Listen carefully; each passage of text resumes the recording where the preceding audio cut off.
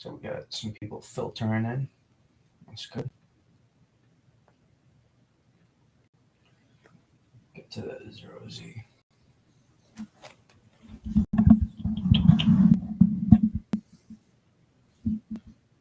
Y'all good? We got audio sounds all right?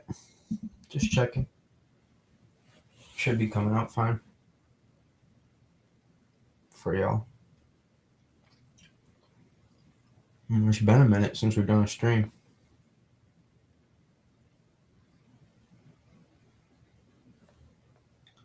But yeah, we do got something to talk about. The tropics. I know it's November 6th, but the tropics aren't done yet. The tropics are definitely not done yet. And this may not even be the last one. It could be, or it could be more. It could get more active after this even too. So we're definitely not quite done yet. I think so with the tropics, at least, in my opinion. Not quite done yet. But really, I think the second half of November is going to be a pretty active month. I think it's going to be a really active month in terms of just overall weather in the U.S.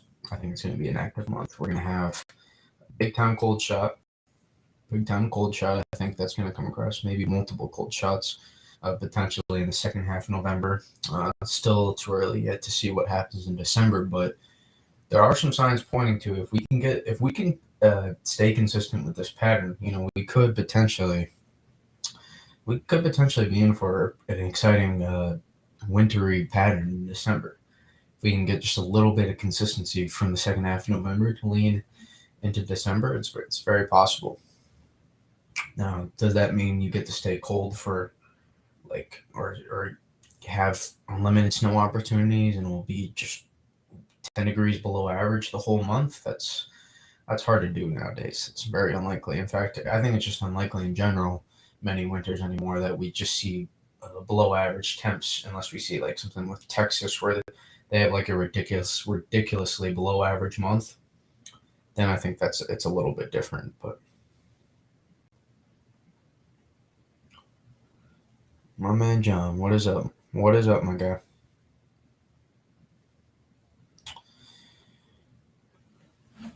All right, let's dig into it. So, what did I want? I wanted a satellite. I already have models up. Take a look. So this is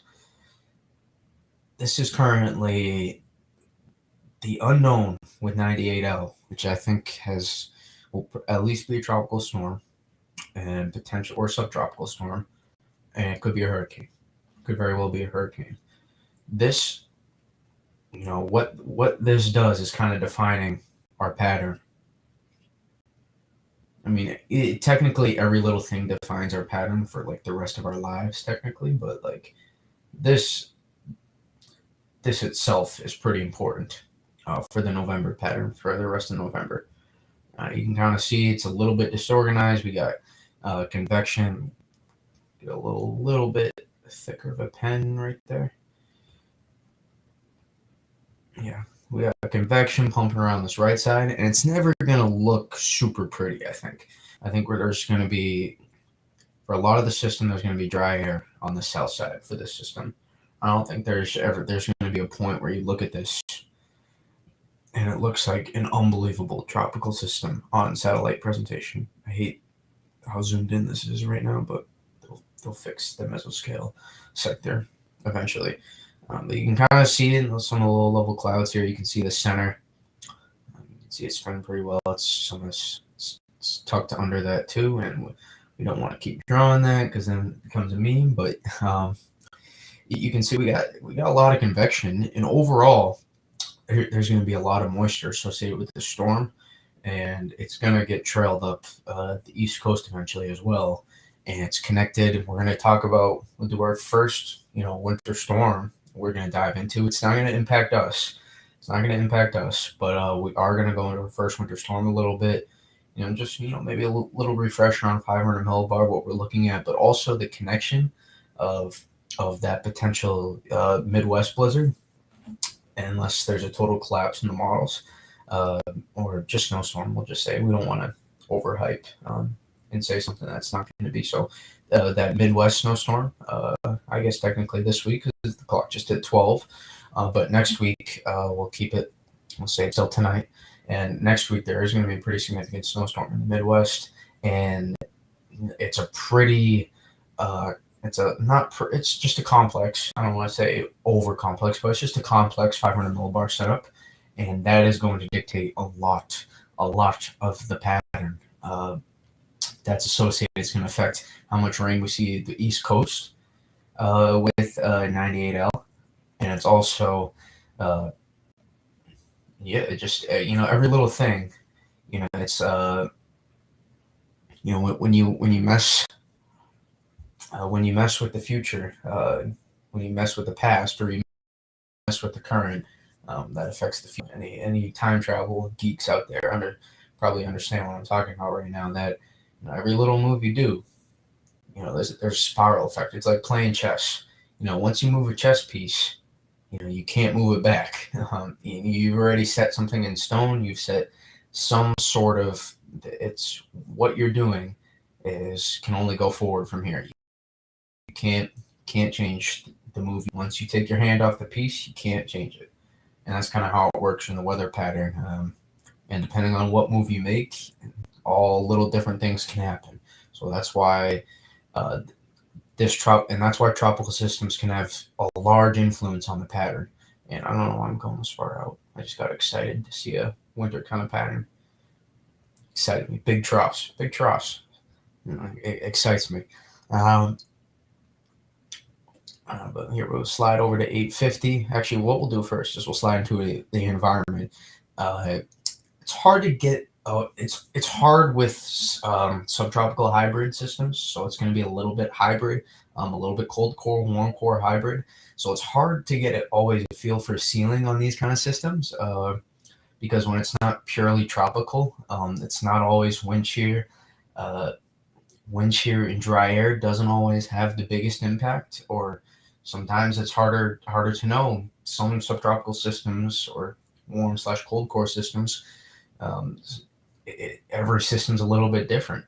So it's hard to exactly say, well, what a ceiling on this storm is, but I don't think I don't think we're looking at a major hurricane here, just because even though it will be a little bit mix of a cold core system, it's going to have a lot of tropical origins, and there's going to be a lot of wind shear eventually and dry air on the south side. So it's going to be really hard for us to get a fully symmetrical CDO, central dense overcast, meaning the convection around the center is rather symmetrical, which is what we look for intense and organized hurricanes. So I think it's going to be hard to get a major hurricane, but a hurricane is definitely in play here. I think we could be looking at technically anywhere from like a 50-mile tropical storm to I guess you could say like a 100-mile hurricane. I think that's kind of the range we're looking at. I hate to put ceilings in. I hate to put limits on hurricanes because most of how susceptible, or I should say how volatile hurricanes can be in terms of forecasting intensification. Very difficult, not easy. But I'd say somewhere in that range. It's a pretty wide. It's a pretty wide range, but it is also 4 days out, so we don't exactly have an exact idea yet. So we'll go over the environment for intensification briefly, and then we'll go into connection between all our pieces out here, and then how this piece affects the track of this piece as well, and then eventually what happens when we get up the East Coast. Because there was a time and a point, it wasn't too long ago, it was literally like yesterday morning, where I thought, I guess there still is, because it's given how far out we are and how much models continue to go back and forth with this trough. There is a chance that we could see maybe like the northern New England get into some snow. It's theoretically possible, and I guess there was a time and a point where I thought maybe like these areas could get into some snow. But again, I told you I had no expectations. I guess thinking that it's possible was a little bit of an expectation, but I had no expectation. Um, I had no, I didn't expect it. I didn't expect myself to fully expect there to be snow. I guess a little bit of a parody of a statement right there, but it's. I still think it could be possible, but it's hard to say exactly. If there were any spots that could get snow out of this whole ordeal that's going on in the next week or so, uh, this would be your best shot. Like Caribou, Maine, and that would be like the first big snowstorm of the year, I think, as well. Which climatology makes about sense. But yeah, so here's zoom out a little bit. Do we want to zoom in or zoom out? No.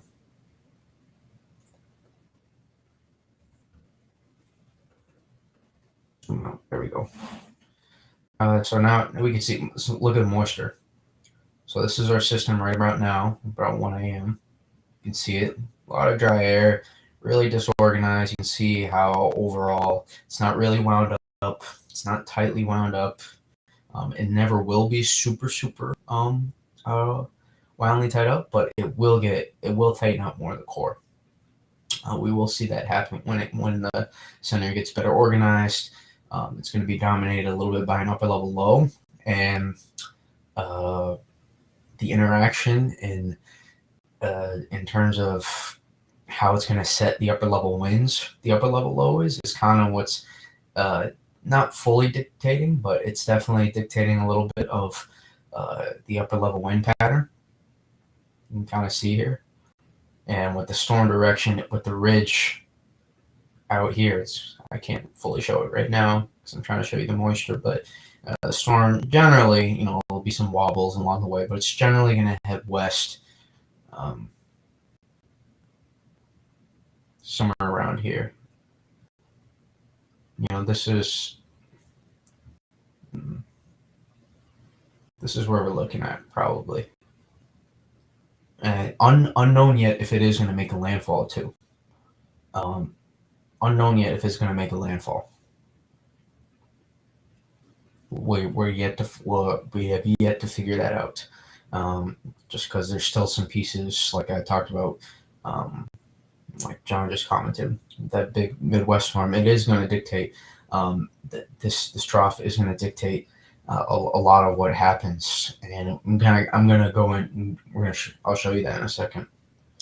But you can see this is going to take off a little bit here as it gets closer to landfall. So it's going to get a little bit more favorable upper level environment. You can see moisture. It kind of generates a little bit of its own moisture, but you can see it's never going to fully have a perfect a moisture environment, and it's going to get shear topped a little bit. And what I mean by that is it's going to get sheared on the north side eventually when this trough gets closer. So, it's not going to be exactly like that, but it is going to get sheared off. And you can see the moisture kind of gets spilled out to the east of the northern shield. You can kind of see that, and that's going to make it difficult for intensification, and that's why there's not really a super high ceiling on the storm unless it could change a little bit, but it'd be pretty hard given that this big bowling ball of a trough here isn't exactly, just given how large it is, it's gonna be really hard. You need some really drastic changes to allow this thing to like get into like a 960 millibar, like strong cat 2 or something. So I don't think that's exactly on the table. But then you can kind of see the influence get pulled together, and then the moisture feed gets north, and you can see kind of some of these ridiculous values, and that's why I'm concerned about a flood threat eventually. And then we'll get baroclinically involved, and we're beyond past, but you can kind of see the low pressure intensify. If I zoom in here a little bit, you can kind of see the low pressure intensify. because we're gonna see some good old baroclinic action, which kind of makes sense for around November, given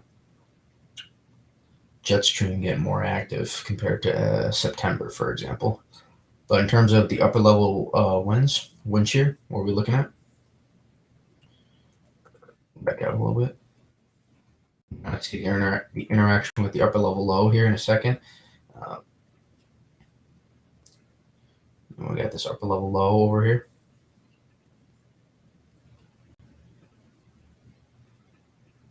And it's going to interact a little bit, so it's not going to be perfect. It's not going to lead for perfect outflow, but with the storm direction heading here, and the winds getting, and the upper level winds flowing like this, to say it perfectly scientific, it's not horrible, and you can kind of see.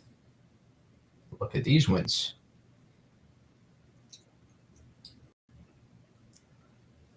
That is decent upper level outflow. So there is going to be some supportive, and it's rather weak wind shear. This is a little bit generated from the storm itself. So don't look too deep into this. And also it's a little bit subtropical, remember, so you are going to see a little bit more upper level, a little bit more a stronger 500 millibar vort profile than you would than maybe if this were like September or something.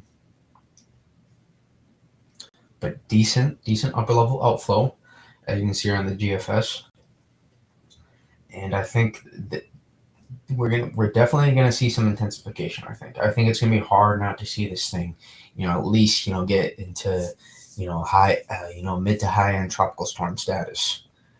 I think it's a little bit disorganized right now, like I showed you on the IR, the infrared satellite. Like I showed you, it's a little bit complicated right now, but it is going to get better organized as the environment allows for more intensification.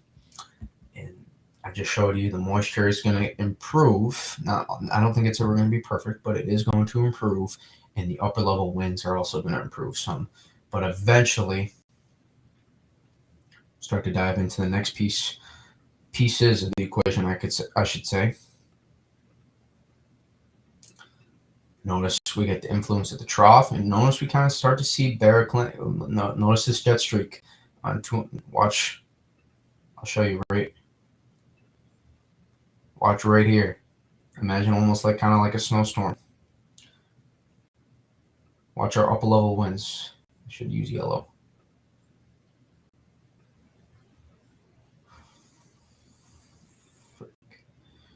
Come on.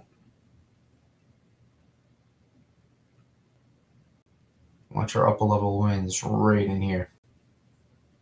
Watch these take off. Watch this jet streak right here. You see that? Nope. Boom. Whoa, Lord, why isn't it? Okay, here we go.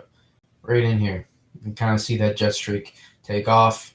We see a little bit baroclinic action right here, and that is going to help intensify the system as it comes more extratropical. It starts to become part of the jet stream, and then we start to see this intensify, and we kind of see these two sync up. And then once they get synced up a little bit more, again, if you think you're coming here for the perfect scientific description, that's not how it works. That's not how it works over here. Okay, we're just trying to simplify and understand the atmosphere and try to get an idea of what's happening with the weather. It's just kind of how it goes. Don't ever look for perfect scientific words. Came to the wrong person for that, then I promise you that. Doesn't mean I'm BSing you.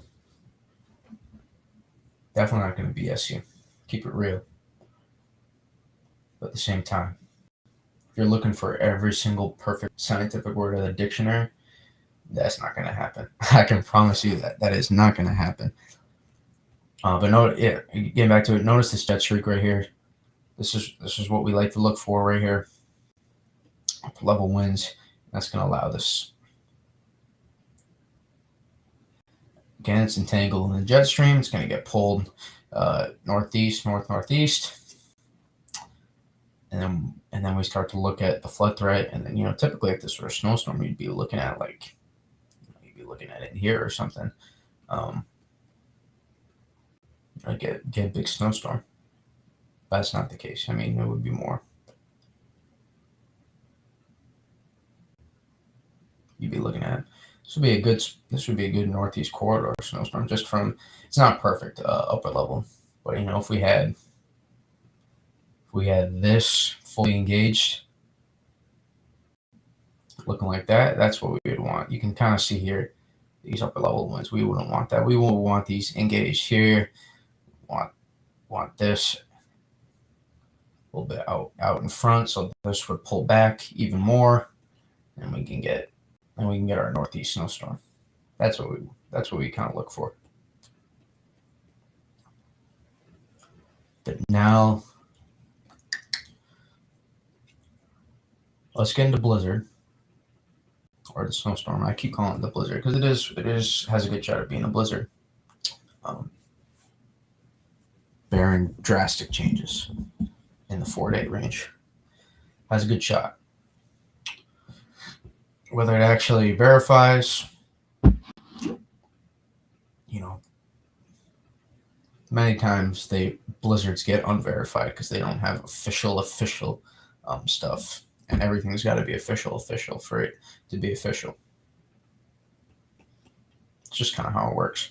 But here, let's get into North America. Let's do it. Here we go. You guys see we got a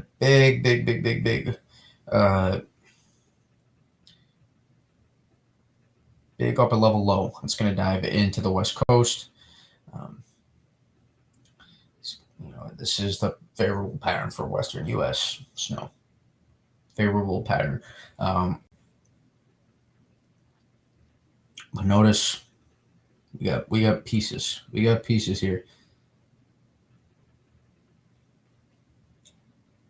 Right here. This is going to inject into this trough. This is, obviously it's going through the Arctic, so it's gonna inject some cold air into this system for sure. But it's also going to make the system a bit larger. It's going to add more pieces, and what's going to happen here, and this is why I might have to watch out for some severe weather. We got possible trough ejection alert, but notice this piece right here is kind of where we're trying. So here's a bit of the here's why we were looking at potentially more snow just a day ago in some of these model runs, is because this was pulling out faster. This was a little bit more progressive, and this is why you've seen bigger totals. If any of you have any awareness, that's why we've seen bigger totals, because our low has gotten a little bit more wound up, and it's been holding back more, so this can be more connected to our system.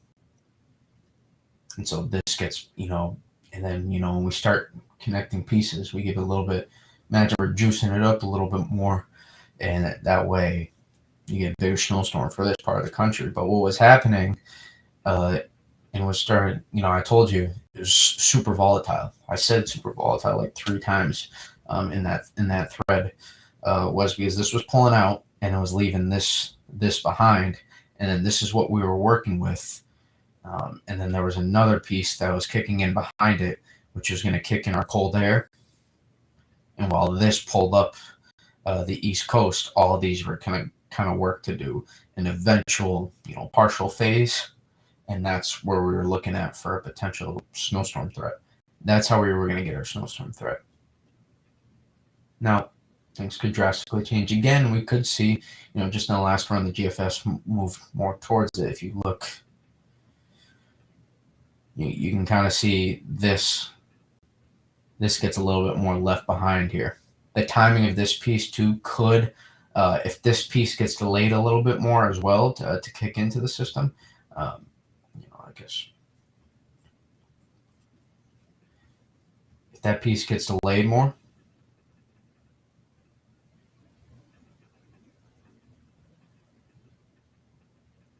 then it could make it a little bit more complicated. So if we compare the previous run, see how this piece, we do not want to do that. See how this piece is kind of pulling on this, and it's going to pull this back. So the timing of all of this is going to make a difference in terms of. And I know it's like, well, what do we? Most of my followers live on the East Coast or the Eastern U.S. Why do we care about this? Other than it's going to be a pretty cool snowstorm, which I just like to see in general, is because this is going to have a big influence on how this comes up the East Coast.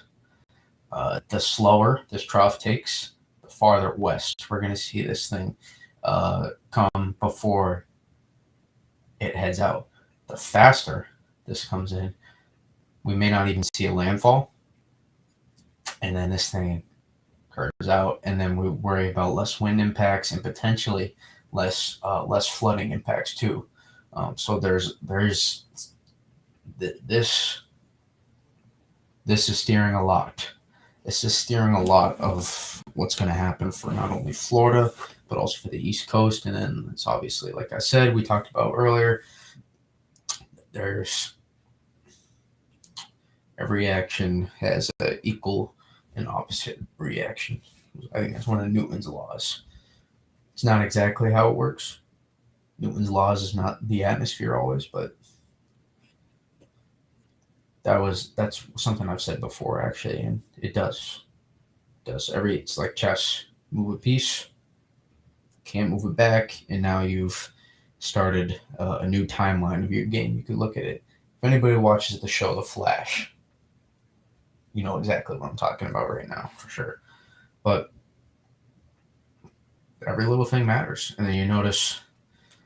See what I'm talking about? This gets left behind. This is a little bit more progressive itself, and we have more of just our own trough on its own. That's going to be a really progressive trough, and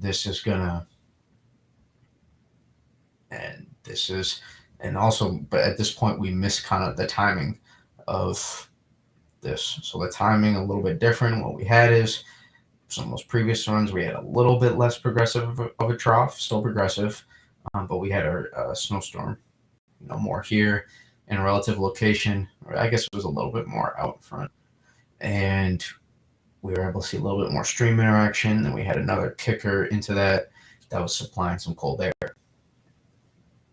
And the pieces are technically still there. They're just a little different. You can kind of see what I'm talking about. This piece right here, that was injecting our cold air. And then eventually, we see a phase, or a partial at least, but no one cares about anything that happens in that part. So, but I told you, volatile. It's a volatile setup, very, very, very much. So, if models are honing in on a landfall in, like Miami tomorrow, that doesn't mean it's the final solution. Remember, the newest model run does not mean it's the correct solution. And that's gonna be important in wintertime, because a lot of people are gonna freak out on model runs. I know when we have big snowstorms that are set to hit backyards, people are gonna freak out when one model run doesn't supply what they want. The newest, and vice versa. When the latest model run gives you what you want, we're gonna have to set the record straight with people that, like, listen, Mother Nature doesn't care about your backyard. Well, let's be honest here. Just gonna do what it's gonna do. Nothing really we can control about that. And the newest model run is not exactly what Mother Nature has in mind. So there's not just because the newest model run came out.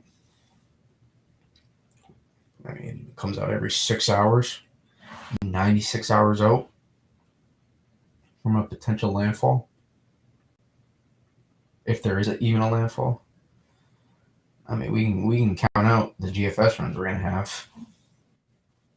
1, 2, 3, 4, 5, 6, 7, 8, 9, 10, 11, 12, 13. I mean, it's like we're still gonna have like, I guess it's like 3-4 days, 12 to 15 model runs before this thing even makes landfall. And you're out. This thing's gonna meander around until the trough picks it up, and you're out. A flood threat.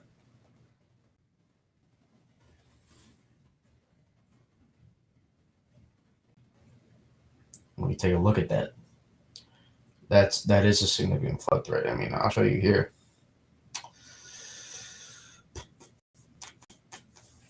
What did I retweet? Jacobs.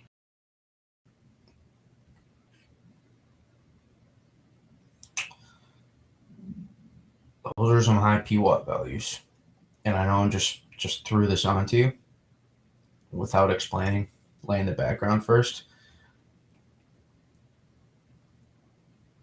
What's going to happen is the moisture, we're going to have our trough. You can see it. You can see low pressure right here. Boom. Cyclonic curvature right there. You can see it even. Moisture getting backed into the system. So moisture is going to get pulled northward. And with our tropical system right here, whether fully disconnected or connected, in terms of the baroclinic interaction we're going to see, in terms of how fast we're looking at a potential extratropical cyclone, regardless of how fast that happens, which is going to impact the locations that get hit. The moisture is going to get pulled north ahead of 98L. Yes, it was a good tweet too, John. It's going to get pulled north ahead, and tropical moisture getting pulled north is a recipe for disaster. And I don't want to I say recipe. I'm over exaggerating a little bit. It's a recipe for a problem though, for flooding wise.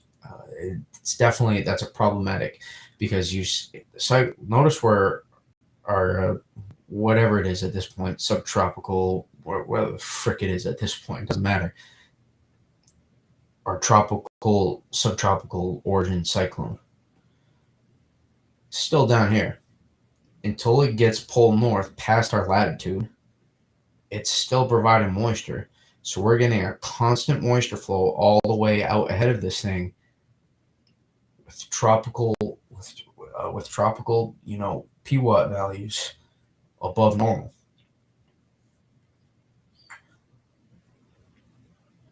This is the kind of rain when you look at the radar and you only see like yellow to orange DBZs. You don't see any like massive red, like severe thunderstorm DBZs. But like it produces a lot of rain still. It's going to be kind of one of those. And it's still hard to say exactly how this shapes up, because we're still freaking 5-6 days out from this. But wherever this sets up, even if it's offshore, it's going to be one of those kind of things where you look at radar and it's not like 50 dBz rain. Yeah, that's not exactly the most important thing. It's more than just, there's more that goes into forecasting heavy rainfall than just how heavy the radar echoes are. And the same with snowfall too. How well saturated the atmosphere is, how much, moisture can each raindrop, pull from the atmosphere. It's important. It is important, more than just, the DBZ color on radar scope. There's a few more things that go into it. Oh, what's up, chat? Doesn't this get boring? I mean, shit, you can go looking through all my other streams. If you think this gets boring for me, man, you don't know me well enough. I'll be doing this basically. I appreciate the sub. This is, it's part of my life, man. This doesn't really get boring for me. I know it sounds boring if you don't like this, but It's just what I do. Also, sea surface temperatures. So if you guys are in the YouTube chat, I'm sorry I just got to. Hopefully you see some of the if you look at the community tab too. I will post. I will try to, if I don't forget, I will try to post when I'm going to be streaming. I'll try to post there on the community tab. If it's possible you follow me on Twitter already and you see that I say that, but I will try to the day of, or maybe if I know I'm going to the day before, I'll let you guys know when I will be streaming. And also, if you guys want me to post some weather stuff there from time to time too, in general, kind of like I would do in a tweet, we can definitely do that as well. I put a poll up. I don't remember putting a poll. Yeah, post. Yeah, I can do a poll though. Maybe I will from time to time. Put some polls out. Now that for some reason I just unlocked that feature. I don't know. Maybe it's some sort of watch time hours you gain, but regardless, going back, you can go look here. The sea surface temperatures. It's November.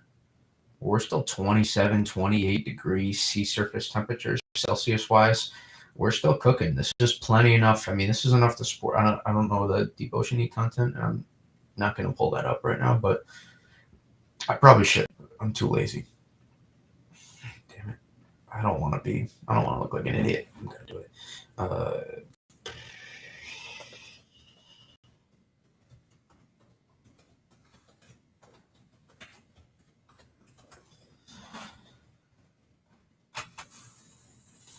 Yep, still good. Look at the deep ocean heat content right around the Florida coast too. Anywhere you see these light blues kick in, and the greens especially, and then the yellows right along the coast, really good deep ocean heat content values. Meaning, remember we talked about this prior, the water, how deep those temperature isotherms go. How warm those isotherms are below the surface. We talked about sea surface temperature, but this is showing, that this is going to be rather slow moving system. So with slow moving systems, sometimes they can tend to, if they're really powerful. This one's not going to be super powerful. It's not going to be like a major hurricane, so it's not going to be super problem for this one, sadly. But it is going to. Just hurricanes can tend to well up cooler water from below the surface, and that can sometimes get entrained into the core and make it harder for it to intensify. We kind of saw that happen with Sally a few years ago, if any of you remember that storm. That's one example. And eventually it got going again right before the coast. That was the year of landfalling, rapidly intensifying hurricanes, or rapidly intensifying landfall hurricanes in the U.S. coast. A lot of them. A lot of them. That year's a bit of an anomaly.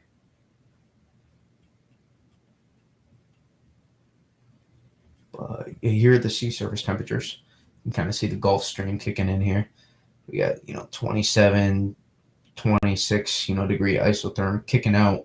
So if it were to ride up the coast here, it would still have some good solid sea surface temperatures to work with if it took a perfect track. At this point it would be more extratropical at this point, but it would still be able to pull in some decent well, not pull in, but still be able to intensify theoretically, which for November is not bad. At this point we're getting cool. Nothing happening up here in terms of hurricane development. Now, paraclinic interaction, absolutely, still on the table. So we can't exactly rule this out. Again, we're kind of just laying the groundwork, and we can kind of start. I like to get into finer details. It's important to me to try to figure out those finer details. But it's hard to say so far out. I like to get into finer details without making super conclusions.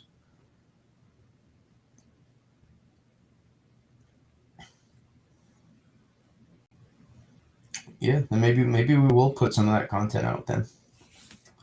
In case, whenever I put like a tweet or something. Yeah, I mean, people gotta. It's hard for people to understand. People think like the weather, like whenever like the month changes.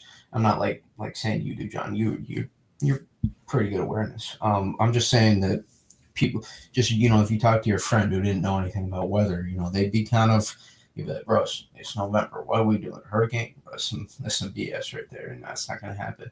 It's like the atmosphere is what it is. It doesn't care about what month it is. It doesn't matter. It is what it is. There's no impact. It's like imagine an athlete. An athlete is going to be able to perform what it does, regardless of whether it's the off season, during the season. They're going to be able to do what they do, regardless. They're still going to be able to catch footballs in the off season if they want to. Now, it's not the perfect analogy because the atmosphere, we can't control the atmosphere, so it's a little bit less complicated. But the atmosphere controls itself. So like the time of the year doesn't change what is, like you just said, John, it doesn't change what's going to happen. It is what it is. So we work with the environment we have. That's why it can theoretically snow in June or August. It could snow in August if the atmosphere supported it. If we were below 32 degrees all the way through the atmosphere, all the way down until just around the surface, and the moisture in the atmosphere was saturated enough, then we could see snow in August. It is what it is. It doesn't really matter what time of the year it is. Mother Nature just going to do what it wants to do. Alrighty.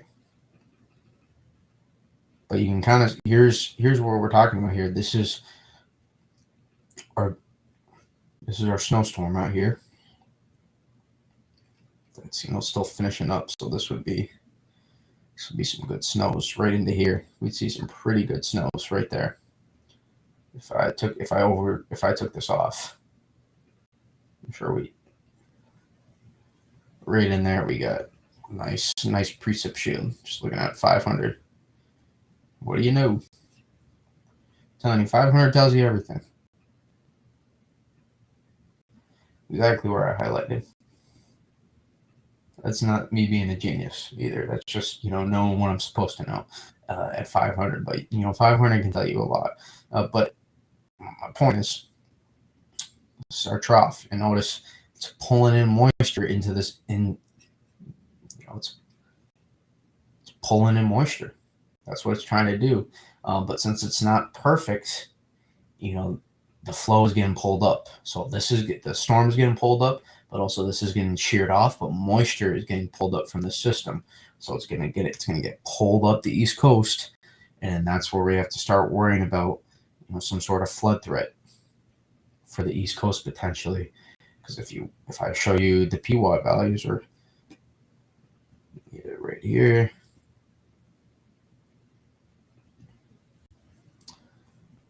Notice when I show you this loop, right? We start to see a connection. It's not perfect, but then these values start to get pulled up the coast. We start to see some really deep moisture returns here in the mid levels of I guess this is technically lower levels, low to mid levels of the atmosphere. We start to see some pretty intense moisture returns. I mean, we can look at the mid levels are super saturated as well. If we showed you that, super. I mean, it's a slightly concerning setup. It's not your run of the mill. I'll show you the P-type map. You can kind of see it's prolonged. That's prolonged event 2. So it's not just like 3 to 4 hours in and out. Again, though, we're so far out, so it's hard to say exactly how this is going to set up because there's still so many. I told you this is a super volatile, uh, super volatile upper level pattern right now. Such a big system out here with more features that are going to come into the system that are going to dictate this. Still have to figure out this, right? So this would be boom. This would be a good snowfall right in here, though. I'm telling you, I gotta start overlaying this to show you guys. You can pick up the stuff at 500 millibars. I promise. If I, oh, where does it?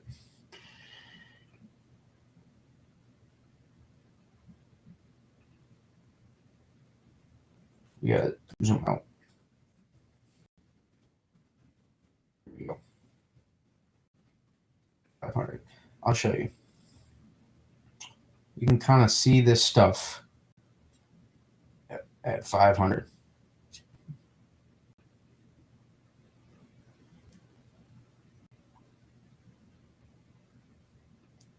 Right here. That's where, if we were looking at this, if this was pulled us 500 miles east, that's where I'd be looking at for heavy snow. Whoop-de-doo, it lines up. You just gotta look at 500 millibars, and then I would typically look at 700 too. If we looked at 700, I bet you it matches up as well.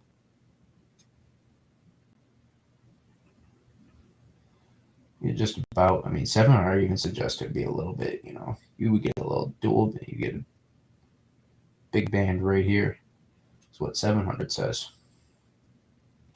This is also past 6 hours, so it's getting pulled up.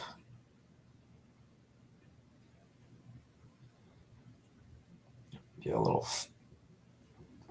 This is me just breaking down a snowstorm right here, but that looks like a good band to me, just on 700 right there. Doesn't always perfectly match up on the P-type maps. Not bad. That's where I look at it. To me, I would say this P-type map is off. Maybe it's going to shift. Where does it go with the next batch? It does kind of shift. Gets pulled a little bit more northwest.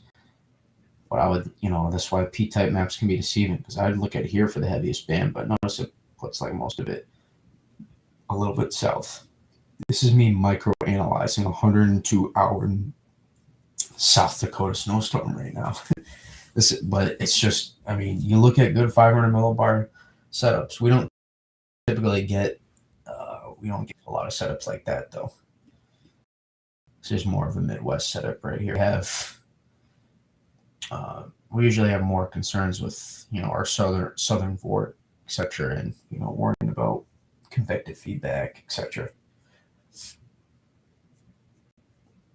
Oh, awesong. I'm glad you're enjoying this. I'm enjoying myself too. It's a 500 millibar at its finest working. We can look at this again. I'll show you. Played another frame. We look right here, just northwest of the upper level low. This is right about where I look for this heaviest band.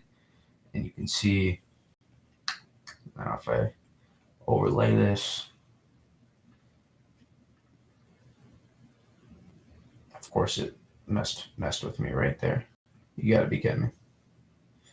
Did I pull it down? Or I'll redo it. Boom. We're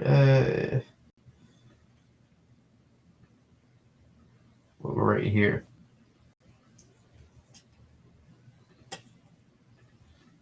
Boom. There you go. This band is going to pivot. Watch, this next frame is going to pivot. Yep. Pivots and slides out. That's just this particular model run. So I played out this P-type map. You can kind of see what I'm talking about in the P-type map, and to whether these two become more connected on one system. Like, notice how the low is so jumpy. You see all there's just it's jumping around so much, is because it's troughs getting inverted at different points because it's getting stretched and pulled on at 500 millibars. You can just see how disorganized we are here, because in between, this. I mean, this is the latest run. So, but so much gets left around here. It kind of, this gets pulled back. This wants to, it's like these two are breaking up. This wants to go on its own adventure.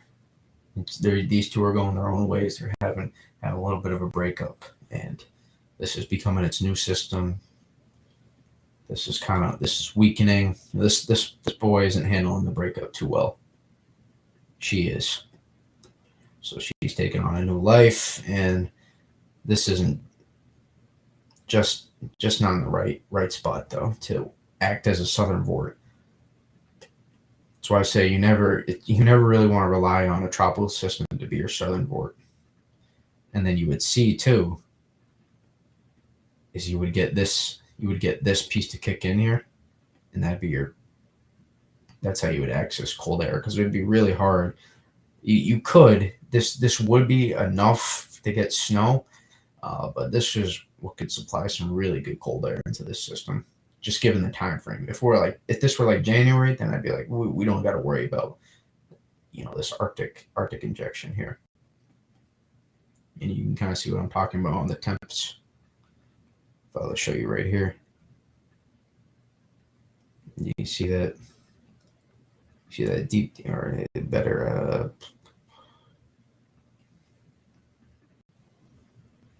you can kind of see that, and you see that little another. This is go pink. See that cold right there? If I show you here at 500, hopefully it lines up perfectly. Look,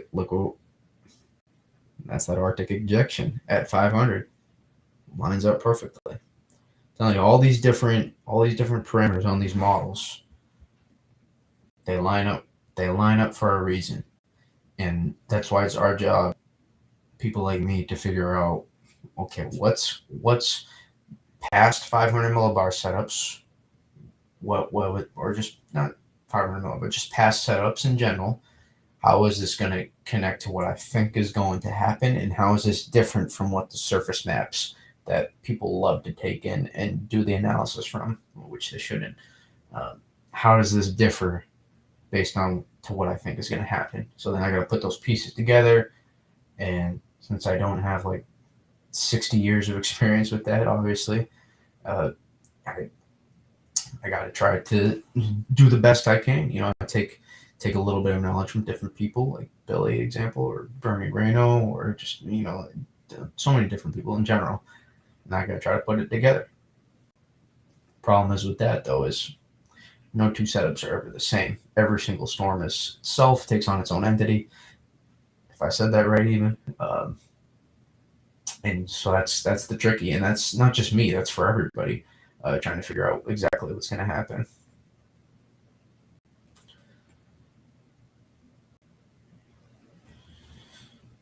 All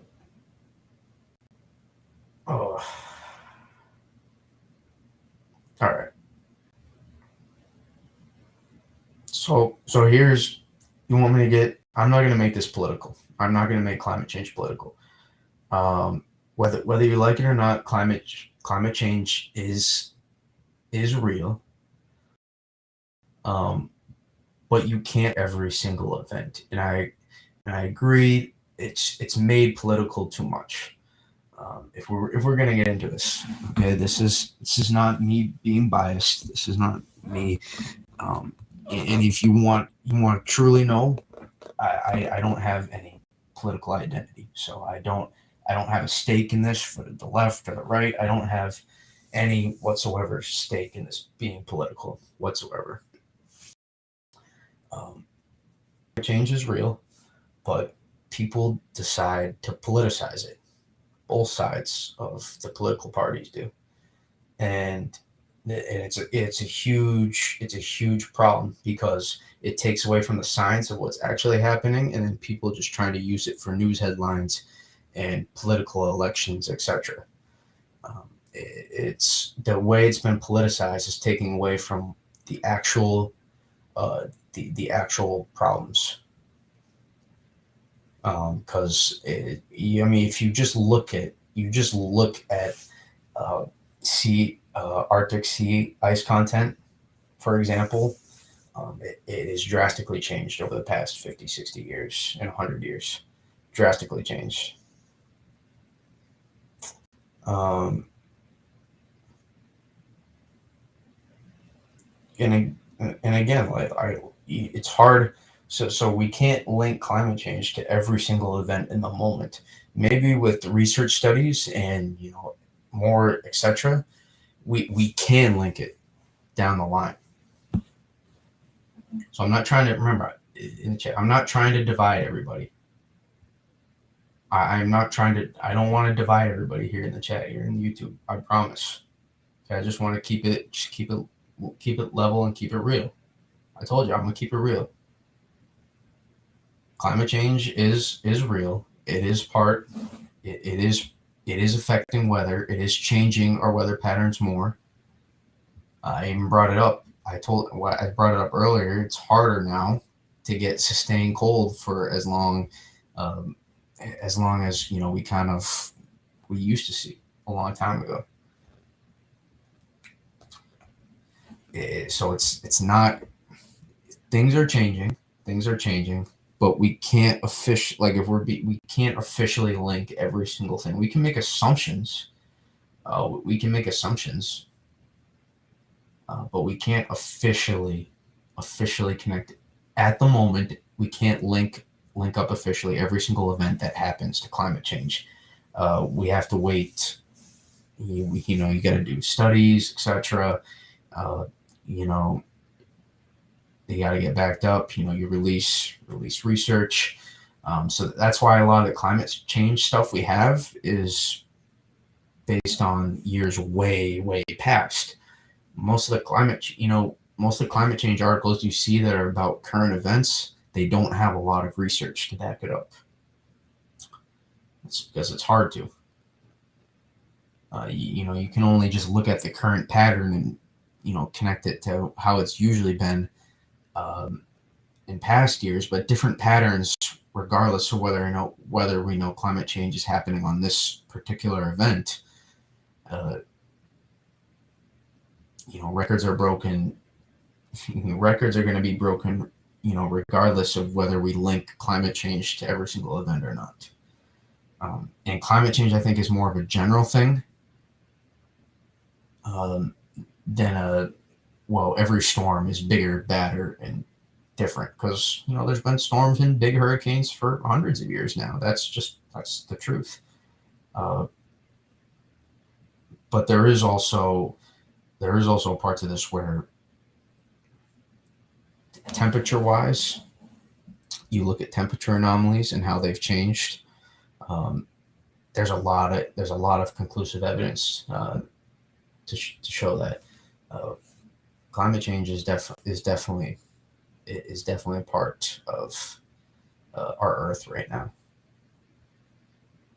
and there's not really there's not a lot to deny it without politicizing it, and vice versa to the extreme on the other side of the spectrum. So I didn't think I would be going on a 5-minute spiel of climate change, but I'm fine with it. We can chill once we get over it a lot. I still have some stuff to go through, but appreciate you coming in. Thank you for finding the channel too. But yeah, it's how do I know so much? I do a lot of research. I haven't. I try to keep. The internet is not exactly a a perfect spot to reveal a lot about yourself, in my opinion. So I'm not going to reveal, my background and everything, etc. Um, but I haven't taken any meteorology classes. I've just done a lot of research. I kept my, kind of stayed quiet a little bit. Tried to do some forecasting, over the years, and then, I take bits and pieces, start to learn, watch other people's streams, take in information, and then eventually figure out how to apply it myself. And the more I learn it myself, the more I've been able to get better at forecasting and understanding the atmosphere without exactly understanding every little bit of science and math behind it. More math. I still don't have every. Uh, Glad you enjoy it. We'll definitely be doing more. I don't know where you live, but we'll definitely be doing more streams, especially probably with this storm, and also just throughout the winter, because winter and living in the Northeast is a recipe for me to stream. So glad you were able to come in. But as I was saying, I just picked up a lot of stuff over the years that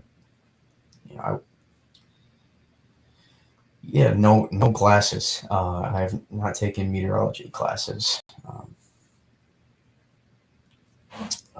So yeah, I, even if I did explain my situation, a lot of you probably wouldn't even not like capable of understanding in terms of mental capacity, but just uh, not understanding everything that's happened in my life to lead me to where I am right now in terms of what's going on, in my life. So, uh, but I have a lot of stuff, I'm aspiring to try to do in my life. That's not even just weather related. Um, so I'm trying to manage how much I invest myself into weather, which I can't really control because the atmosphere kind of decides to do that. But I try to. I don't really try. It just kind of happens. Um, and I just love it. It's hard to. I started, when I was younger. You would. I'm not sure how interesting this is at this point to any of you, but you brought it up, so it's your fault. But when I was younger, I was just fascinated with snow, and then it kind of took off. I started tracking how much snowfall we saw every winter, and then I've just been tracking it ever since. And then eventually it led me over the past few years to really start to understand the science in terms of the atmosphere. And then I started took off. I'd say the last couple of years or so. I'd say the last year and a half. I've really started to improve how much I understand the science of the atmosphere. And when I say science, I don't mean like physics equations. Like I understand how to interpret models and how to understand the key components, like 500 millibars, and try to incorporate that in terms of putting out a forecast. I try to keep it as non-biased I can. As you notice, if any of you that follow me on Twitter, I keep it. I don't go off in terms of the political spectrum. There's an occasional Celtics, Patriots, Red Sox tweet. There's an occasional New England sports tweet, but 95% of my tweets probably I'd say are just weather related, and I think that's uh, that's what keeps me respected among all walks of life, red, blue, etc.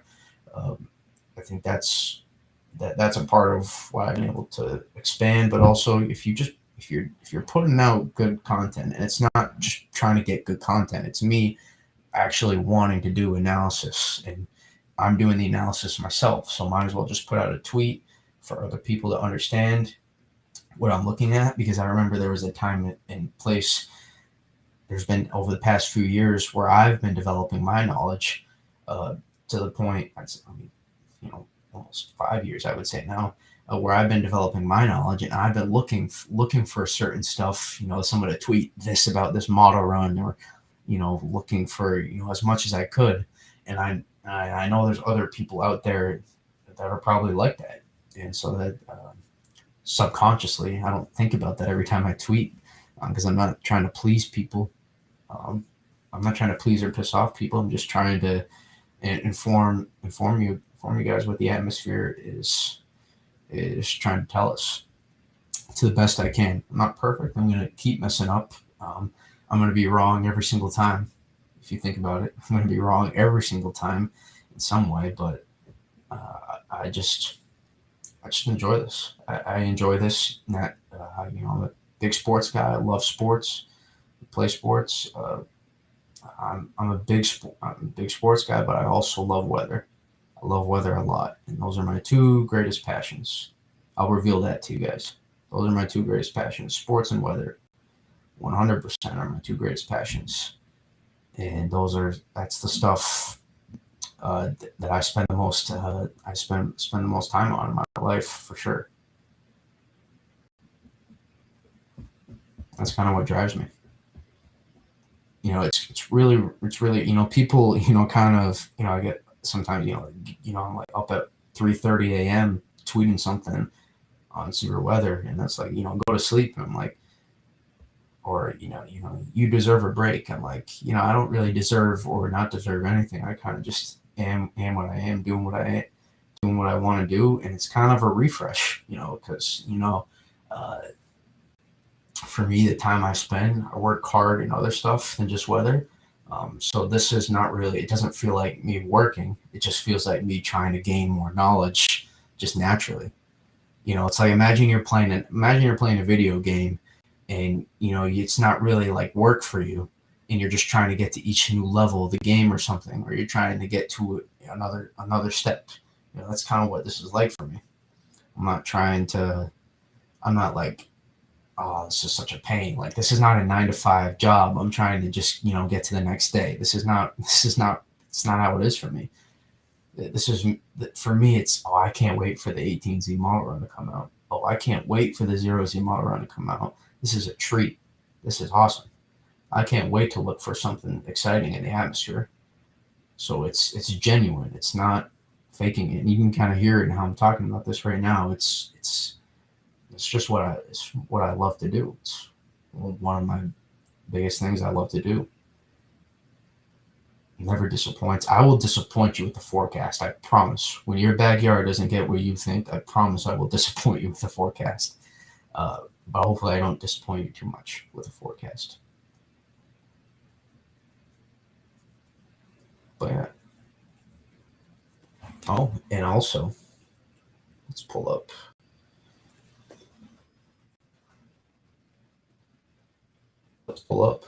I gotta show you guys first time. Oh, added a few subscribers tonight. That's great. It's great. New snowfall maps. Take a look at. Is this going to zoom in for me or not? Can I click on it? I think you can see good enough.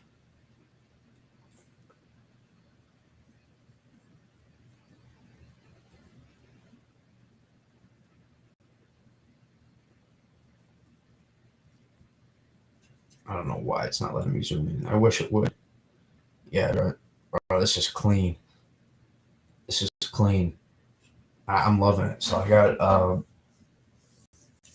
leftover. I already had Photoshop purchased, so I didn't need to buy the app. And now I'm gonna probably need to maintain the subscription. I will need to maintain the subscription probably. So I'll just probably maintain it, for the winter months, because I'm not probably going to make a lot of graphics for the summertime. So it's not going to be, it's not going to be too cost, but you can kind of see these look. Yeah, any of you that know previous, I can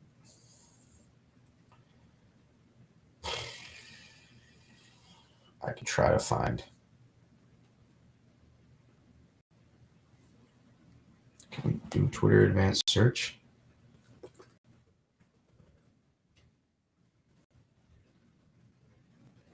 Any of you that know the previous.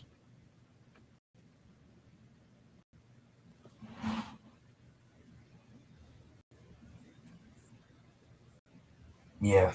Yeah, the new I just Mother Nature's just gotta supply the storms. I'm telling you, uh this we're gonna this channel, maybe I don't know how much YouTube, but Twitter is gonna explode. I just know it. And it's not even me like being arrogant or anything. It's just me understanding people like this content. People want this content. It's genuine. It's not fake. It's not BS. People are. It's people that are genuinely interested in the science behind how this works, and they want accurate forecasts. I'm not going to BS you.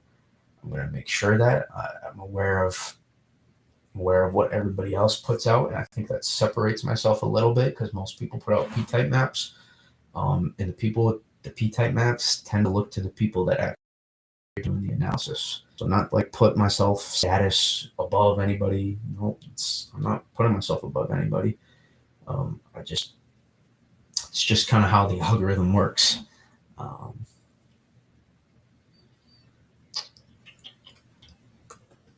let's see, small map.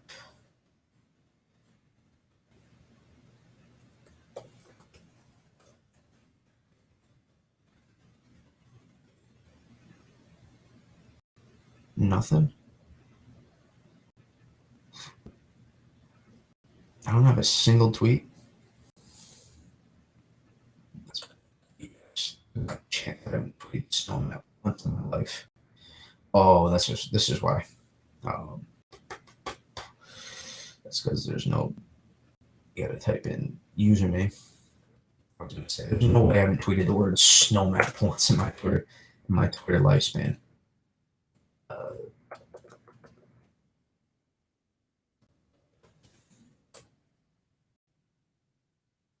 Here we go.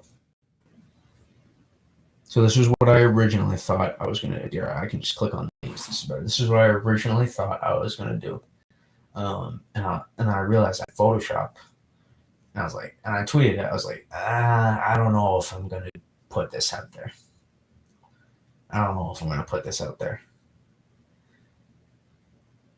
Or not if I'm gonna, but I don't know if I'm gonna have to want to do the work because it's taxing. Like I'll show you, like when we do a stream, I will show you guys.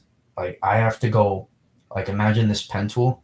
Like I have to plot like every single point. But now all of a sudden it won't let me click. I have to plot like every single point like this, and this is just drawing one area. And then I had to overlay. I had to overlay all the counties, the maps, etc. So I had to go through all my own layers, not to like make a feel sad story or something. You got to do work to get what you want in life. You know, this is better, so I got to do a little bit more work. But imagine I'm like drawing this all the way around, and I got to do all these little dots. And then when the actual forecast time comes, I got to make decisions here with these dots, like life or death decisions here with these dots. And it's like just drawn, and then if I sped it up, imagine like this was like an 8 to 12 area. I got to do all this, and this is like art plots. I'm plotting points basically is what I'm doing for each layer.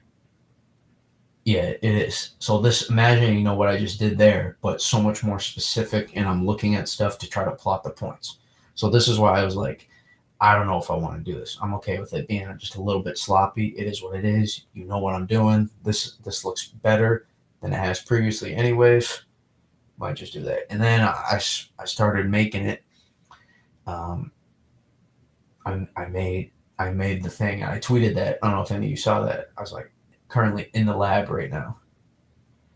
Where I'm telling you, I'm gonna do like where I'm gonna be making one of these on stream. There's gonna be someone in here, and I'm gonna like not put the dot over their backyard and be like, what is wrong with you, bro? Put me in the dot. I'm like, bro, relax. It's like a quarter mile away, okay?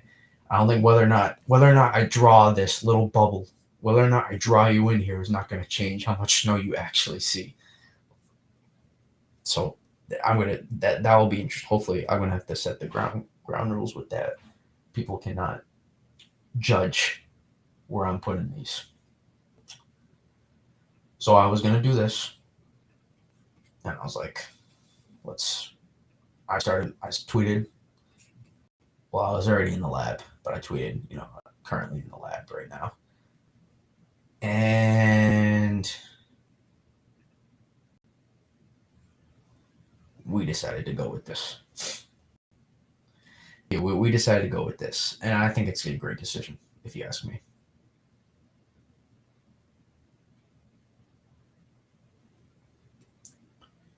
You notice I retweeted my own tweet. I don't like my own tweets. I'm not like that. I retweet my own tweets because look at the time I tweeted this. I tweeted this at 1 a.m. Like half of my followers probably aren't going to see like the tweets I tweet at 1 a.m. So if I tweet something at 1 a.m. that's like an update of my channel, I want people to be informed. It's not me trying to get as many likes and retweets as I can on this. I don't. I get told. You know this. Plenty of times I've explained this. This is not what that retweet like count is not what matters to me on this, or the followers by that matter too. It's the interactions, and those kind of just come naturally. So I don't really have to force them. If I just do my thing, I'm not going to have to worry about forcing it. So I got it. So just to give people that may have missed it, I believe this. Look at this. It's beautiful. All this time I spent on this. It's beautiful. It's beautiful.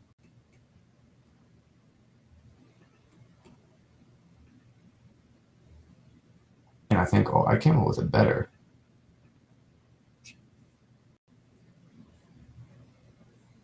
Yeah, I quoted this, and then I like this new numbers. I like this number scale better. I like this better.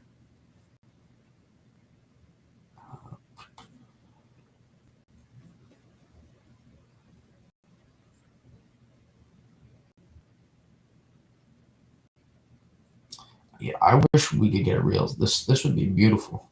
You give me a foot of snow, I'm never gonna decline a foot of snow. A foot of snow when you're expecting 3 feet. Now that tempers that hits a little bit different. I'm not gonna lie. You can set yourself up for a little bit disappointed, but I'm never gonna deny a foot of snow. Are you kidding me? So I like this number scale a little bit better, and I think this is what I'll kind of go with.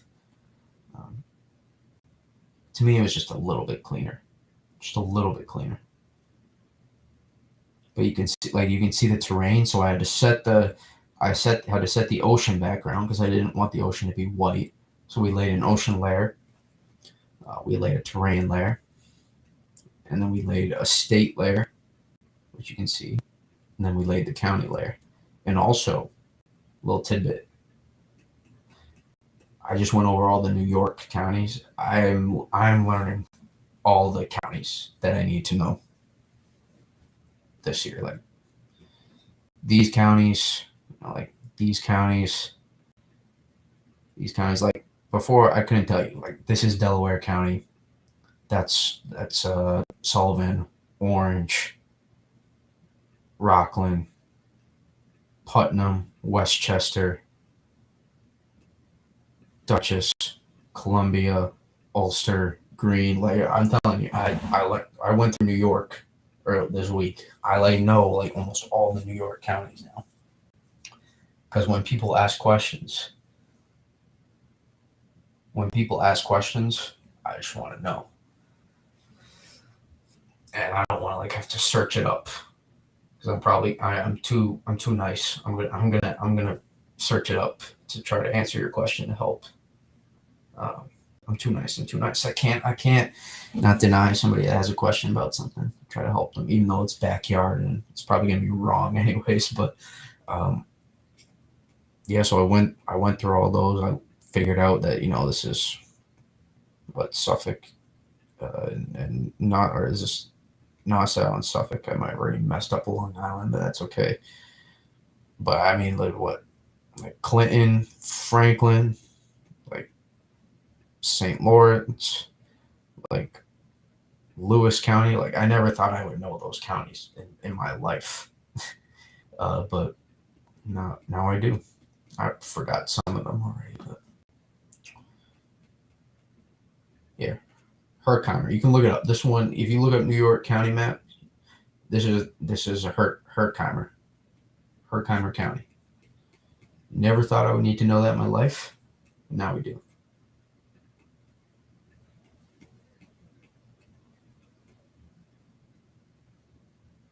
Was that Ryan? Yo, what's up, Ryan? I know you didn't comment anything, but it just shows up when someone joins the stream. How you doing, my man?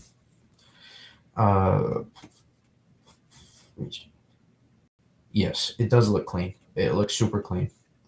I think I'm gonna go with this. It's worth a small investment. It's not really that much of an investment. Minor investment. And I think it looks super clean. We'll probably put a banner up like here. Cut. That was not clean at all. We'll cut. Slap a banner here. It'll say like snowfall totals.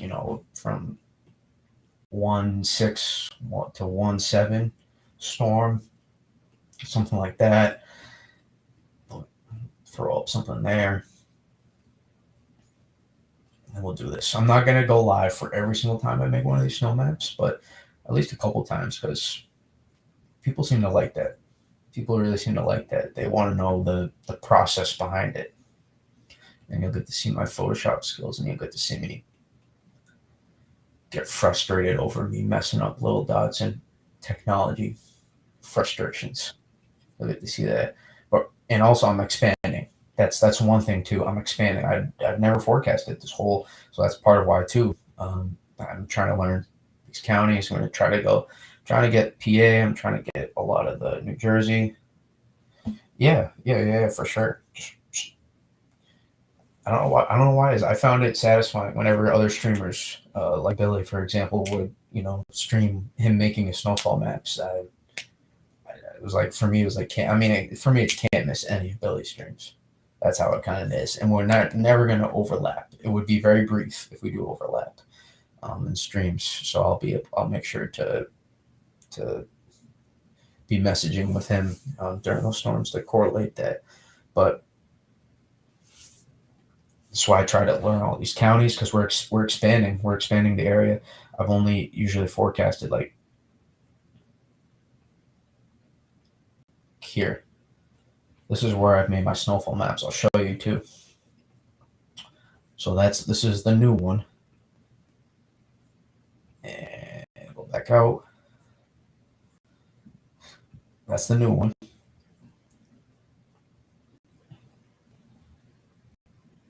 And this is the old one. You can see like this is still like that still looks good. Like that doesn't look like someone who has no idea of what they're doing. Put a little. I don't know if undecided if I'm gonna put. I can make lines. Oh no, I can't. I'm not buying. Are you kidding? I'm not buying. I'll just make my own lines. I'm not buying it. You want me to buy more features just so I can draw a freaking straight line? Look at that. Boom. Done. Straight line. I'm not buying it. Are you kidding me? Just make that free. Oh, but you see, I don't know if I'll do these little snippets. I might just put it in a separate tweet. I may put this little snippet here. These, I really like these. Or I could just put it in like a tweet below. Make it a separate tweet instead of like screenshotting an image next to one tweet. I may just put it below, put a little snippet below. I usually do put context regardless, as you can see. In my tweets, I don't just put snow map. This was an awful forecast. I think I gave myself like a C on this one. And I say awful, not like, God, what was wrong? It feels like it does, right? It's a little like extra information. It's like, I like the context. So we'll figure out, there'll still be context. Not sure how we'll do it exactly, but these were the old snow maps, which still looks pretty good. right? Looks good. It's just, and it's a smaller region, obviously. It's more safe, more in my comfort zone. But I'm trying to push myself out of my comfort zone a little bit, and then I always try to hold myself accountable, and I'll go back. I'll give myself a grade. So I love a little bit more leeway now, given it's a larger area. It's a much larger area, but I'm still going to hold myself accountable. Don't get me wrong. But it is a much larger area, so that's going to take a little bit for me getting used to. So, compare the old one to the new one. Yeah, yeah. This looks. It's not just about being professional either. It just looks clean, man. It just looks clean. I like it. I like it a lot. I like it a lot. Jim Carrey would say. Man, I got too much going on. Here we go. I do. Yep, we are. We going big this year. Gotcha. We are absolutely going big this year. Yeah, we are. I'm definitely gonna do some me making my snowfall maps on stream. That will definitely happen. I will guarantee you at least once. Um, I will hold myself accountable to do that. As long, again, the timing too. So, and also I don't make multiple snow maps either on purpose. If I really have to, it I will, and I'll try to get them out. Sometimes I would get caught a little bit. Sometimes I had plans where, and I don't like to put out stuff super early, and I like to see OBS first. And I say OBS observations, not stream OBS observations. I like to see some observations, so I don't put a snow map out there like 4 days out, and then like make a new snow map every time the model runs come out. What's the point of that? No, I'm gonna tell you, go over what we're expecting for the storm. I can still overlay everything that we're expecting with this storm without putting out a snow map. Like I can still give you all I need to know, all you need to know about the upcoming system without putting out an official snow map until we get like the day before. It will usually be the day before. Sometimes I would get caught like the storm would get going in the mid-Atlantic, and I was like just putting out my snow map, and that's a little late, which I understand, but I try to be. Yeah, bro. Like I can name names off the top of my head right now too if I wanted to, but for their sake, I'm not going to. Man, there's one person too I would really like to call out. I'm just not going to do it though. Just not going to do it. They're biased too. They're super biased in their forecasts. And almost like when I say biased too, like they get like emotional about the model runs and how they change, and like that's what I mean by getting biased. So I'll be putting out probably like the day before, the night before. A lot of times, the night before, the afternoon before, maybe the morning before if I'm really confident and there's not a lot of volatility in the setup. But yeah, I'm really, really excited about this, about the new snowfall maps. Expanded area, it's going to make it more challenging. You can obviously see I wasn't effing with DC. I was not messing with DC. Are you kidding me? Was not going to mess with DC. That's a snow hole that just is a dark gloom of forecasting with DC. I was not going to mess with Washington, DC. Not a chance. Not a chance I was messing with DC. So now it's I'll have my idea for DC, and I'll probably mess with DC folks. Be like, I'm just outside the snowfall. It's like, well, you're just outside. Yeah, officially, technically, based on the official parameters of the snowfall map, I can get some leeway with DC now, which is a little bit of the point of why I specifically chose that area. Like I wanted to make it clean. I was going for like it was going to be clean, like Jersey northward, but the bottom of Jersey shows so much of DC, and we weren't going for that.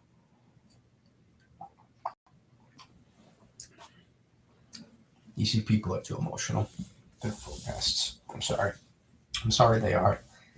They feel entitled, but they don't live in a spot where they should expect a lot of snow. But for some reason they feel like they're supposed to get a lot of snow. It's like, man, I don't know what to tell you. You should move a few hundred miles northward. That's your best shot. Yeah, we will be. I do snow. I'll show you an example of snowstorm reviews. This one I had a lot of good reviews after storms last year. I'm not gonna lie. We had some successful forecasts, and it was still wrong, but successful. Yeah, it's the capital of the United States. It is not the snow capital. Let me tell you that right now. It is not the snow capital. Uh, yeah, this was this one hurt, and this one. Not a lot of people understood. Like, this wasn't like a new layer. This was me trying to figure out where this band was going to happen. So that's why I kind of looked. If it looked super close, if it looked super close to the next color, that's because it was on purpose. It was not me trying to set up a new. Uh, it wasn't me trying to set up a new area. It was me trying to figure out what that band where to go. And 30 to 40 looks ridiculous. It's ridiculous, and it looks like a biased thing to put on a snowfall map. And like, this looks like a fantasy snowfall map you would make, but it was absolutely on the table with this storm, and it still frustrates me to this day. Still frustrates me to this day that I messed. Not only did I mess this one up, but it just didn't. My house had an actual chance to see like 30 inches of snow and just didn't. I mean, I still made it. I'm not complaining. I came out with almost 20 inches thanks to a lucky band. And I mean, weather isn't luck, but it felt lucky based on the evolution of the storm.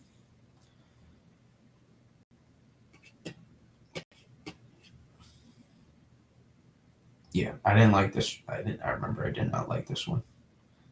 This was that big storm. I mean, Fox Weather put out a thing like, bro, we were never. By the way, Fox, like, I don't have a thing. I don't care about the political stuff. I just look at it as it is. Bro, these places were never being. There was never a scenario where this was ever going to be all rain. Like, that's just, come on.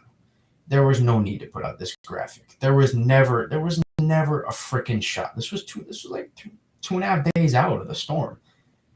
There was never going to be a scenario where frickin' the Berkshires were going to be in rain. Are you kidding me? There was never a scenario where that was going to happen.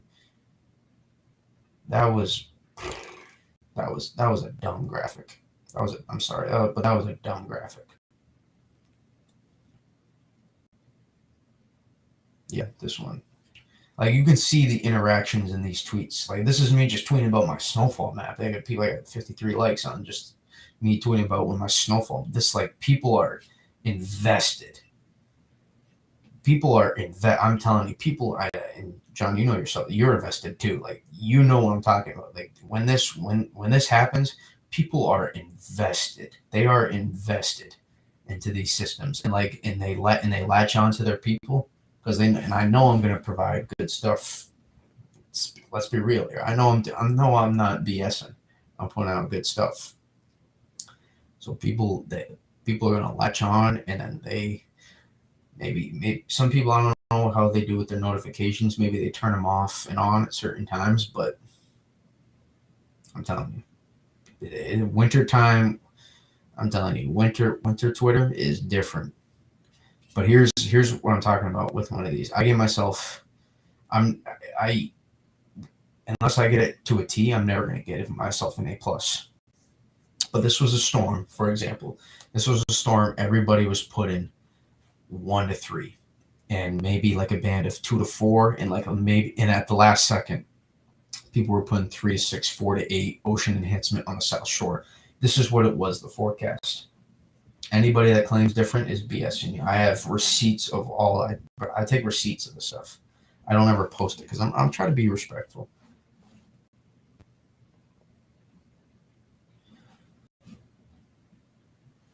But I put it. It was really. I was just trying to highlight like this area. We'll go yellow. Like this area. I was trying to highlight really could have been like, you know, could have been like extended more. It could have been just here. But I was just trying to highlight a general area. And nobody, I promise you, almost nobody had this. I don't think anybody had this.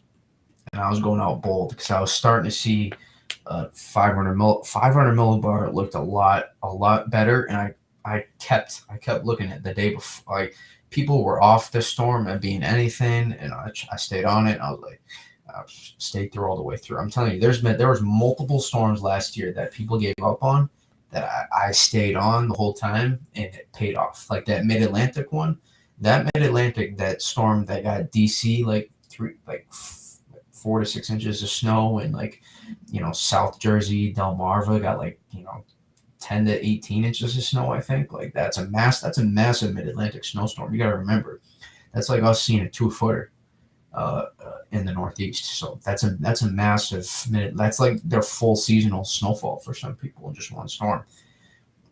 And I stayed on that because there was a point with that one where I thought it was going to be a chance for us from Mid Atlantic to Northeast to be able to get in on a big snowstorm.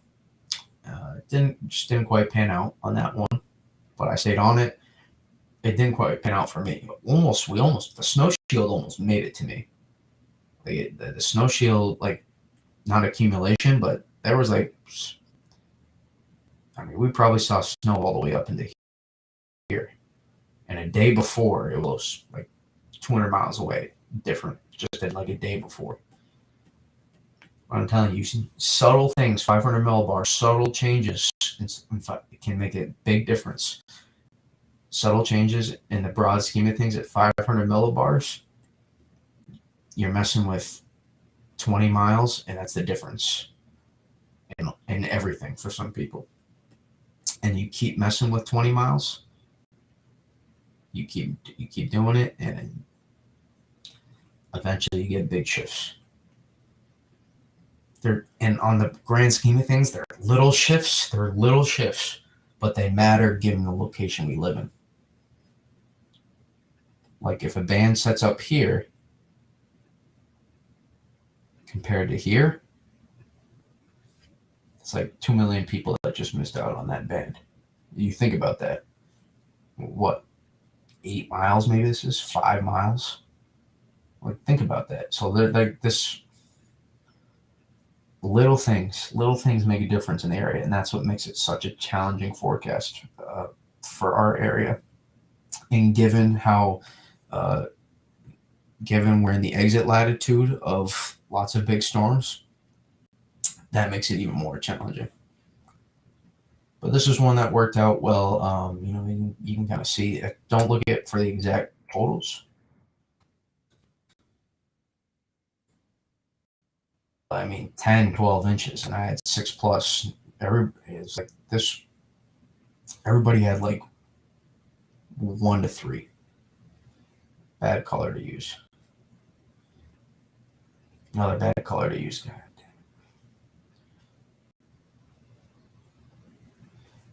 This was all 1 to 3. This was all 1 to 3, maybe a 2 to 4 on occasional map. This was like 10 inches. Next, I think the max total was 11 inches. I think someone saw. I think someone might have saw like 11 and a half, almost saw a foot.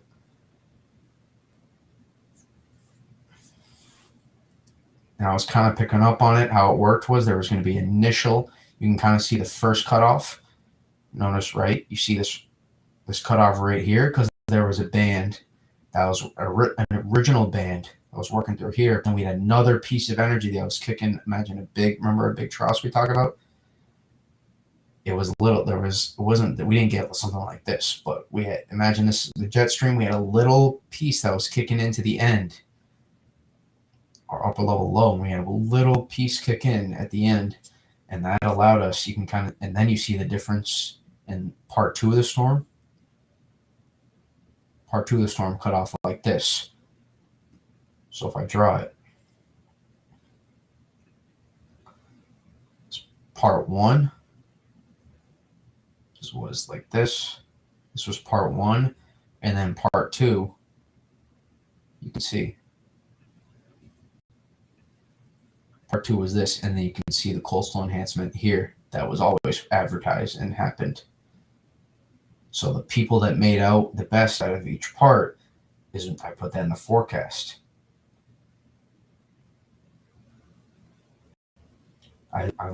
Models were starting to increase. You can see me say better stream interaction, a little bit better stream interaction. I picked it out, kind of saw it, and that's why I went a little bit more bullish, a little bit of a risk, but worked out.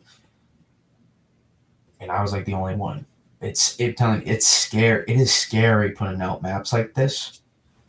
I know it's like, well, dude, it's like a 3 to 6. Relax, 6+ area. It is scary putting out maps like this when no one else has it. When not a single soul has it. I'm telling you, it's obviously it's not. But imagine you got like a panel. You got like you're on like some sort of platform, and you have like an audience. Yeah, it was, John. It was a little scary. I'm not gonna lie. You have like imagine you're like you have a big audience, and you're on stage, and you got like a panel of people, like some smart, and there's some really smart, and then they're all saying one thing. They're all just saying one thing. Some aren't even caring to comment on it. It's not even important enough to them. They're all saying one thing about this topic, and then all of a sudden you're sitting on the end, and when they get to you, you say something just so different than what they just said, and you have this audience of people just watching you. Now this is more of a prediction, and I'm trying to wait on that prediction to be right. So I got this whole audience out here just waiting to watch either me be dead wrong or me be dead right. It's really hard to be in between when you're this far out there. And well, it paid off. So that's what I'm saying. It's a little scary. Looking back, I wouldn't say bear with me here. I know it's a little bullish. I should have been more confident I should always just be confident in this stuff. And if I'm wrong, I'm wrong. I'll be right the next time. And I mean, right to an extent. I'm going to be wrong every time. But if I'm super wrong, it is what it is. I might have messed with the forecast, but I'm probably not. It's probably not life or death whether or not I forecast 4 inches or 8 inches for you. Hopefully.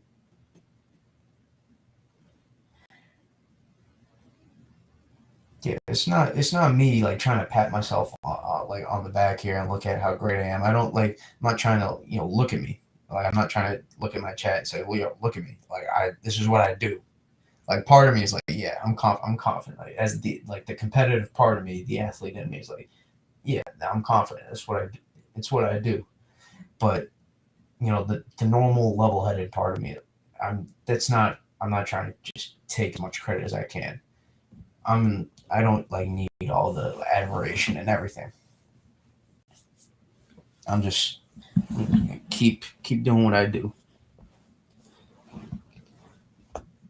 But I'm glad so many of you enjoy this stuff. I really am. Wasn't expecting the YouTube to take off like it was this fall, but I'm glad it did.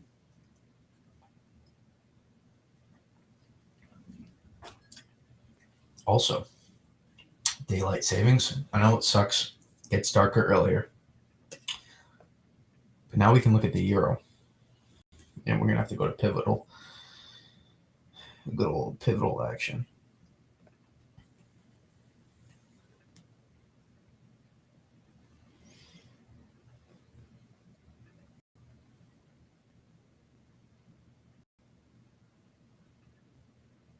No. Oh, okay. It's fine. I don't need it. I can log in later. It's fine. We don't need it for now. Let's take a look at what the euro did. Let's see what the bad boy put. I love how much earlier the euro comes out now. It's way earlier. So now the Euro will come out at 12:45. It will start initiating and running instead of 1:45. Such a blessing. Love it, love it, love it, love it. As a forecaster, that can get more sleep now. Very happy. Let's see. Yeah, you're gonna get to see some live analysis. Actually, let's do this.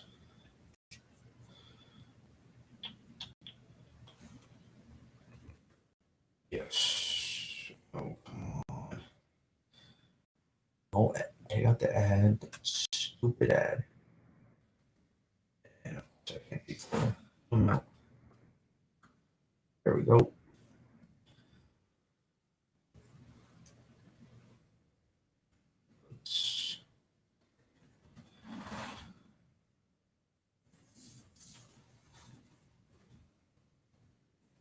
Euro is still behind in the intensity.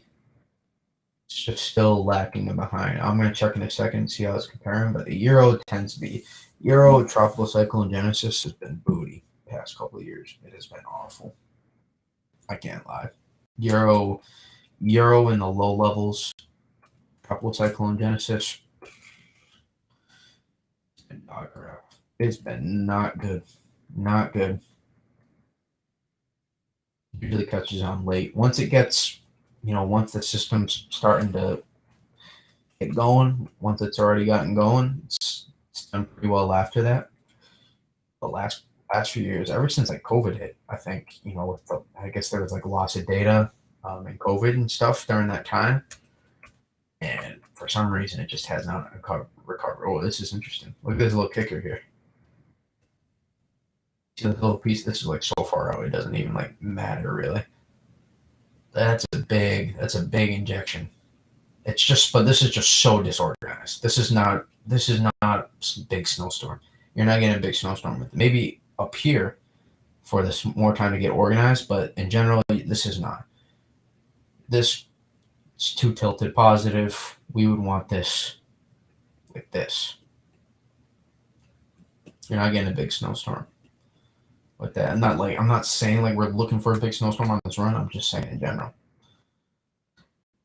This is turning too late. And preferably we like to have a southern vort. We don't have a southern vort right here. So this is going to be injection of cold air really is all it's going to be on the backside of this big rainmaker. That's all. This is all it's going to be on this specific run, and just in general, kind of too, just in general idea, but in specific as well. For specifically this run.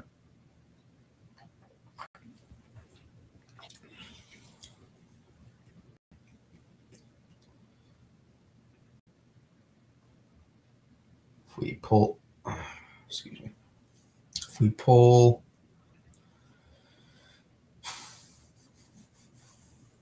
Oh, we want previous run, so we'll go single image. We'll go like here. No, we'll go earlier. See, how's it doing?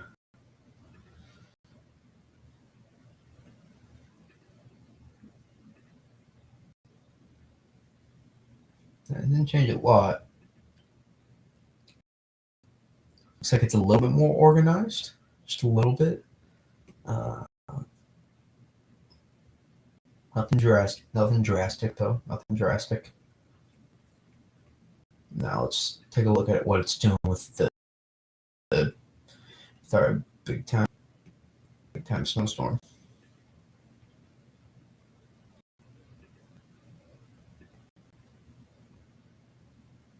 A little bit more reserved, it looks like. Notice on this run, 0Z. If I draw our vort, we'll get a little bit thicker of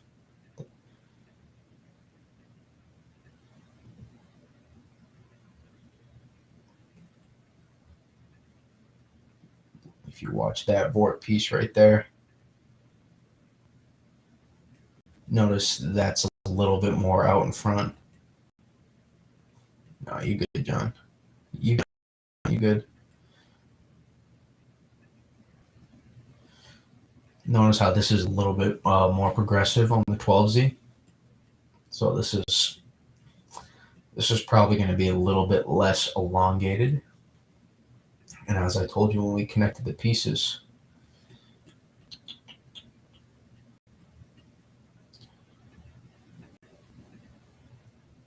a slower trough is going to allow this to get pulled a little bit farther west.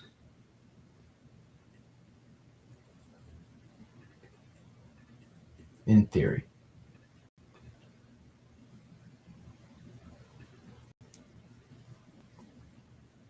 You can kind of see that on this run. Notice how it gets pulled a little bit farther west here. It's over Central Florida. Now it's almost into the Gulf again. The center of the vort profile is. And again, remember we were talking about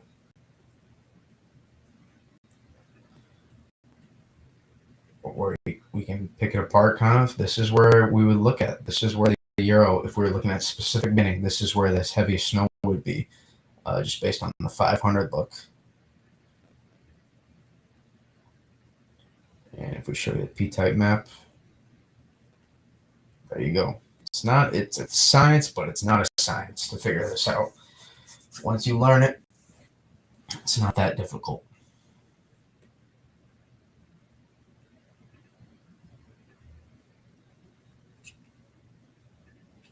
Just connecting the dots, that's all it is. Look at 700. Yep, 700. 700 says this. Now this band would be right. I mean, you get still heavy snow in here off the center of the upper level low, but big time band right here across North Dakota on this specific run. I'm just doing like micro analysis. It's not exactly what's going to happen, but it's cool to watch because I love the snow. So we're gonna have to look at this eventually. Eventually, I'm telling you guys, this is like it's for me. It's gonna be just such a blast as long as we get the storms to track. I think the YouTube hopefully is gonna keep going. That's gonna keep growing just naturally. I'm not gonna try to like force it. I'm not gonna wait. Take so much time out of my day. But hopefully the YouTube is gonna continue to grow, and I know that there will be more people packing the Twitter streams as well when it comes wintertime. Super excited. I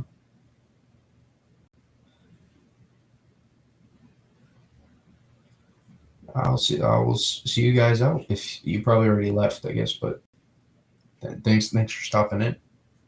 Thanks for stopping in. Appreciate it.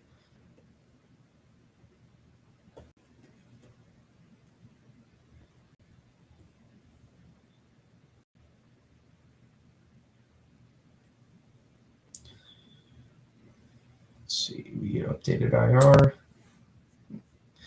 Just people leaving, I guess it's only one more person in here, a couple more people in here right now only, but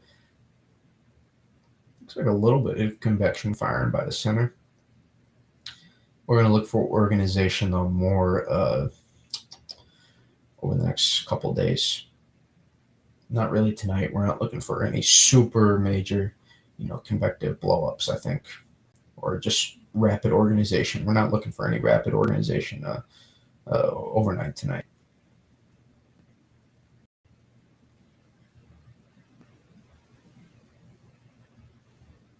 But yeah, we'll do some more streams.